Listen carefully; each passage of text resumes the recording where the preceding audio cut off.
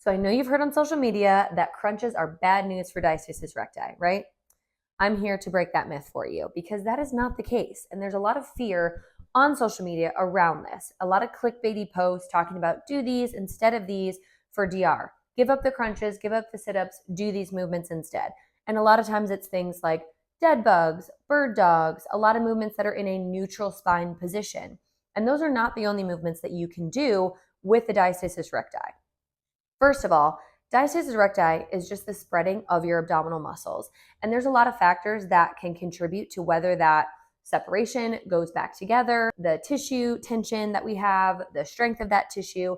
And that's really what the evidence shows, is just keeping your core strong in general is more important than having these super hyper specific exercises in order to prevent diastasis or to prevent a bad diastasis recti. So the common theme with crunches with a diastasis is this idea of coning and doming. And if you're not familiar with that, basically when you're doing a crunch, you see like a little bump either in the middle or kind of doming as a whole, where it looks just like you're dominating with your like six-pack muscles versus being able to use your deep core muscles. And the deep core muscles are the ones that come in as buzzword as well, of certain exercises that trigger the deep core muscles or ones that strengthen the deep core muscles, when really they need to be involved, and they are involved in all core exercises in some way. So it's important that we are strengthening our core in various directions in order to make that core really, really strong. And that includes during pregnancy as well as postpartum. Now, when it comes to crunches or sit-ups or any like forward flexion-based exercises, because those are the ones that put more strain on that tissue. Strain is not a bad thing. We need to load that tissue in order for it to get stronger. But if you're not managing pressure well, we don't have good strength through that tissue, that's where we're more likely to have coning and doming happening more often. And the extent of it is going to be different person to person. So it's more about the strategy of how you're doing the crunch, how you're doing the sit-up, how you're doing a plank, how you're doing any core exercise, than it is about the specific exercise that you're doing. Because if we're not doing a movement well, we don't know what to feel, we don't know like how to do it, that's when we're going to have issues like pressure mismanagement and bearing down on the pelvic floor and, potentially weakening that tissue instead of strengthening it, which can contribute to the widening of that gap. And again, there's genetics involved and just overall conditioning, overall strength, body fat percentage in the core, like different things that can make a difference on whether your, tissue heals itself or if it stays wider for a longer period of time. My goal is to make you not afraid of doing sit-ups and crunches, even if you have a diastasis, especially if you're noticing a separation years after you gave birth and thinking that you still can't do those or those are going to be dangerous because you have this. That is not true. We just might need to rework how you're doing crunches, how you're doing sit-ups, and how you're bracing your core with really everything. Because once you nail down this bracing strategy, then you can transfer it to any movement that you're doing and know that you have the most efficient brace, and you're coordinating your abdominals with your pelvic floor. You're managing intra-abdominal pressure well, because that's what you're seeing. Coning and doming is just pressure being pushed up through that tissue that's a little more elongated, a little bit more vulnerable, and we're just harder to control. And a lot of times in my office, we can give cues and immediately we notice a difference in that coning and doming. And then we load and build strength from there. So it's easier to do. You don't have to focus on it as much. And it's more of a natural response of your core. So I just want to show you an example of a crunch that is not engaging the deep core well, and then a crunch that is engaging the deep core well. So you can visually see the difference and kind of walk you through how to do it the most efficiently.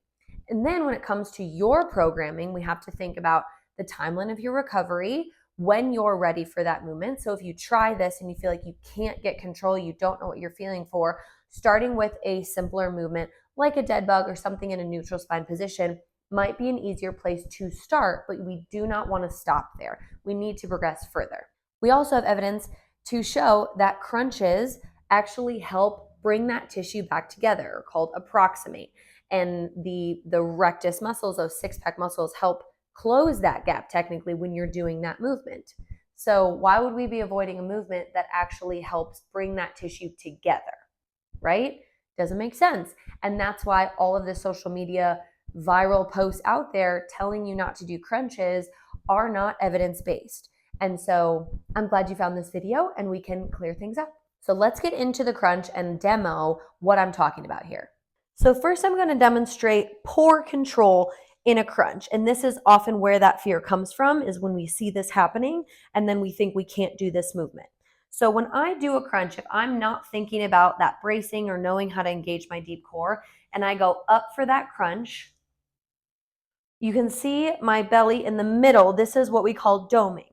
I don't have a diastasis, so I don't have any of that coning, but you would see it more specific to the center of your core here. So overall, the doming is just my belly almost like pushing upwards, right? That pressure's going forward. And my pelvic floor kind of feels like there's pressure going down on it, which is where some people have symptoms in this movement. Either coning and doming, sometimes they have leakage with a sit-up or a crunch, especially if there's like force behind it, because we're open through that pelvic floor when we want it to be up and lifted and tightening that core. So if I do those crunches with that poor control and I'm just repetitively doing this, that's where we don't have the entire deep core engaged. Instead, before I do that crunch, this is going to be better form, I want to think about wrapping my core around all the way around. So I'm hugging my hip bones together. I'm pulling my ribs together a little bit. I'm not clenching my glutes as hard as I can just to push my back down. I do want to focus on the front side here. And I do want to feel a reaction in my pelvic floor. I want to feel like it's lifting up slightly as I tighten these muscles. They are working together to create this wrap and up, so I have more control of that pressure.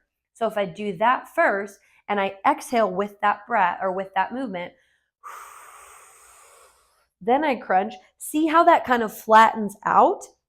We don't need a perfectly flat stomach, but from a muscle standpoint, I go from here and it pulls. So now I have my deep core muscles engaged and I can do those crunches with better control. And I have my pelvic floor engaged, so I'm not pushing any pressure down.